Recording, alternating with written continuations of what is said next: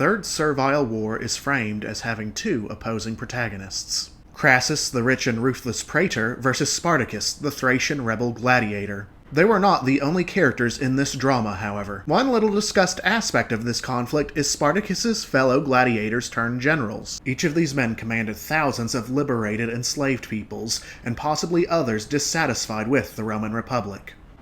They defeated numerous Roman armies in pitched battle. 4 of their names have survived the test of time. They were dogs of war. Whether subordinates or co-commanders of equal authority to Spartacus, the Roman Republic was bled badly while they rampaged. Their names or titles were Crixus, Gannicus, Oenamos, and Castus.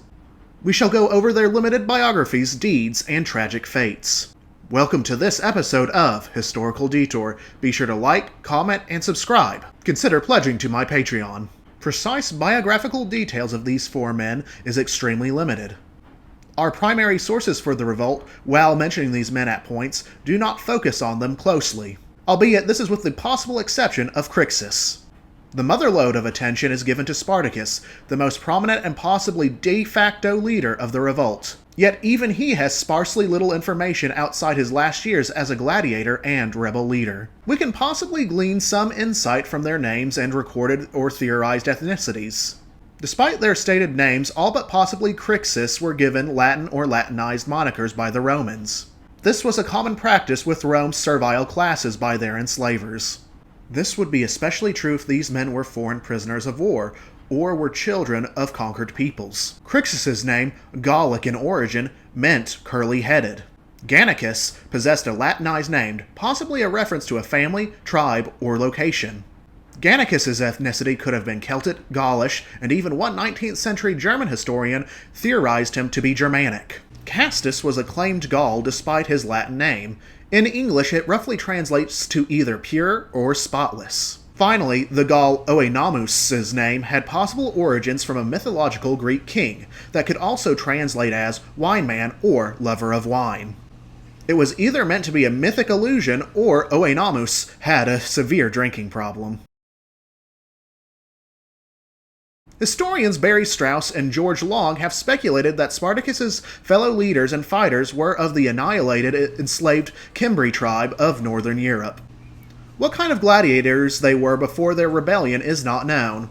However, many Gauls and Celts would be made Gaullus-type gladiators. This variety of gladiator fought most often in heavy armor and with heavy weapons. Usually the largest and strongest of Gauls and Celt men would fill this demanding role in the arena. This fit within the Roman stereotype of brash and burly barbarians. The revolt that encompassed their closing days occurred in 73 BC near the city of Capua. It began in the ludus or gladiator training school of Lentulus Batiatus, or Vatia, an enslaver and gladiator trainer apparently notorious for his cruelty even among other Roman enslavers. Several dozen gladiators enslaved by Vatia made a bid for freedom. The exact reason is unclear.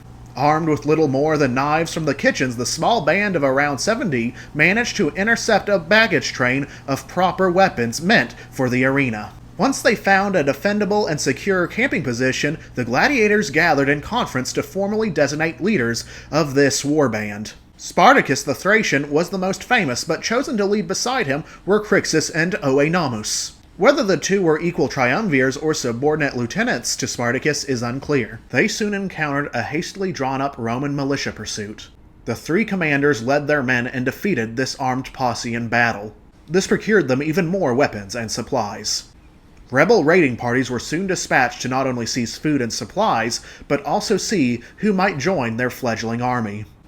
The gladiator rebels almost surprisingly drew many recruits to their outlaw band. The majority of the early servile forces were almost certainly former slaves, probably pastores, or enslaved people who herded livestock in the countryside. Doubtless many discontented and ill-treated serviles would join as they heard of the success of Spartacus's band. At first, many were poorly armed, but soon drill, manufacture of implements, and looting from armories for war improved the odds of this rebel movement.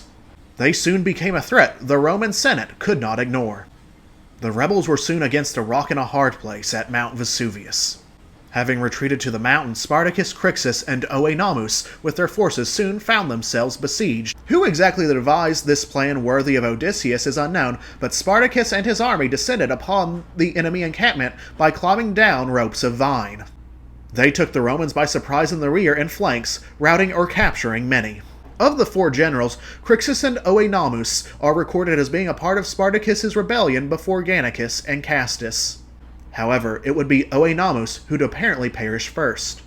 How remains unclear, but it was sometime after or possibly during the Battle of Mount Vesuvius. He would be absent before the other major battles of the Servile War. Now we come to a much debated part of the Third Servile War. Crixus is stated to have split from Spartacus's host with some 30,000 followers. Why remains unclear. Was this a coordinated strategy between Crixus and Spartacus to further devastate the Roman countryside, seize territory, and possibly in the long term capture the city of Rome itself? Or perhaps did this action signal a rift between the men? Their respective movements are uncertain, with the primary sources conflicting on each army's exact location and respective intentions.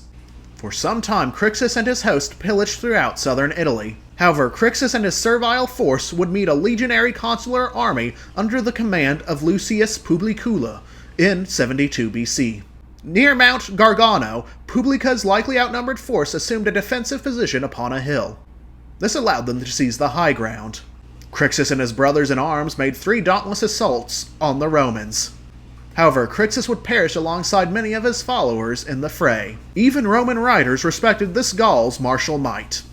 If there were unrecorded tensions between Spartacus and Crixus, it did not prevent the Thracian from organizing bloody funerary games in Crixus's honor. Hundreds of Roman prisoners of war were forced into gladiatorial death matches. This was in the memory of Crixus. Spartacus would defeat Publicola and his co-consul in a later battle. In a way, Spartacus avenged Crixus. Spartacus's host was now the only recorded active servile army by the end of 72 BC. Spartacus's intentions are then unclear. The massive servile host meandered in southern Italy for many months. It is claimed Spartacus was desiring escape from the Romans by embarking with his forces to Sicily in ships ferried by Sicilian pirates.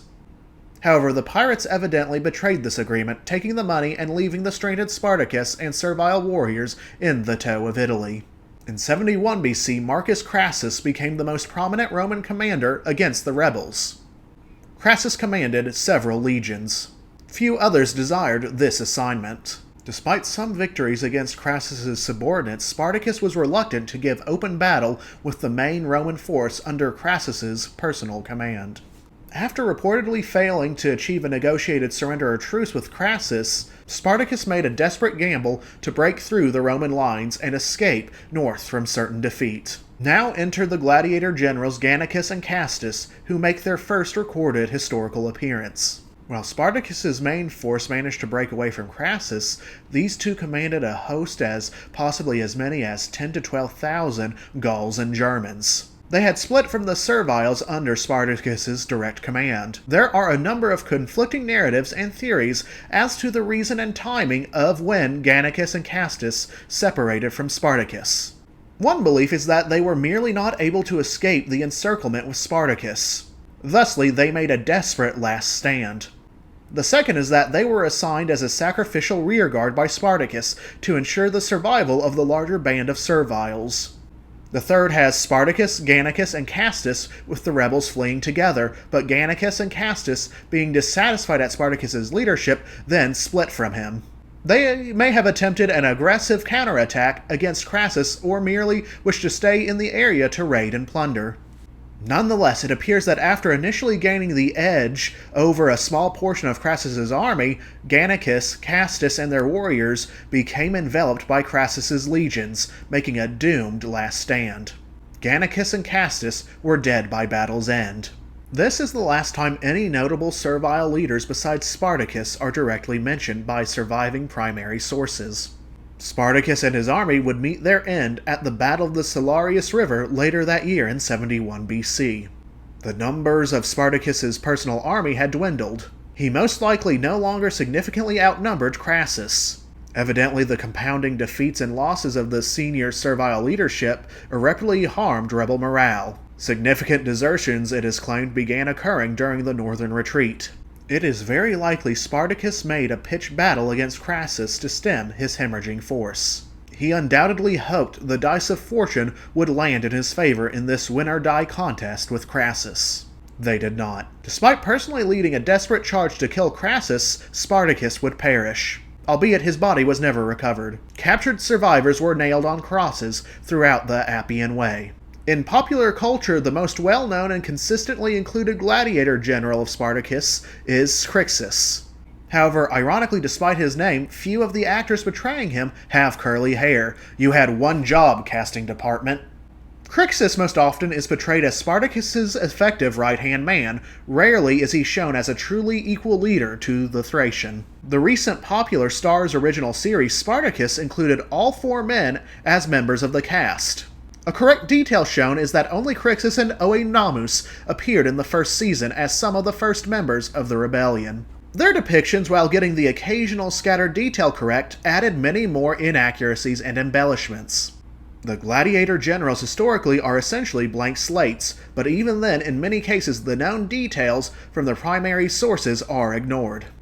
If you wish to learn accurate history, this show is best avoided, but if you want over-the-top slow-mo action and surprisingly good writing, then this is the show for you. We know essentially nothing of their pre-war careers as gladiators, or if they were even particularly successful in the arena. Spoiler warnings for the show. Starting with Crixus, he is portrayed as a champion fighter of Capua. Once the rebellion begins, he is accurately shown separating from Spartacus. The reason given is that Crixus wishes to capture and seize Rome. Spartacus, meanwhile, wishes to escape over the Alps. However, unlike in history, Crixus directly attacks Rome but is soon defeated and killed by legions led by Crassus, a most glaring case of artistic license. Oenomamus is correctly portrayed as Numidian, but otherwise his prominent role in the war's early stages and death at or shortly after Vesuvius is broadly in line with the sources. Gannicus probably received the most new prominence, being shown as a gladiator who won his freedom and retired before taking arms once again in the servile cause. However, unlike history, he is crucified after being captured at Spartacus's last stand, never breaking away to die in a separate engagement before the war's end. Castus curiously appears in the final season, not as a Gaulish gladiator, but a Numidian pirate accidentally left behind with Spartacus's army. He also perishes in the final battle. Instead, the writers invented a Germanic gladiator, Agron, to be a prominent commander that largely fills Castus's prominent historical role. However, Agron manages to survive and escape the Republic. Whether subordinates or equals to Spartacus, these self-emancipated men greatly contributed to the Third Servile War. This conflict has been reinterpreted and studied for generations. The Gladiator Generals continue to be depicted by artists across all time periods and mediums for over 2 millennia.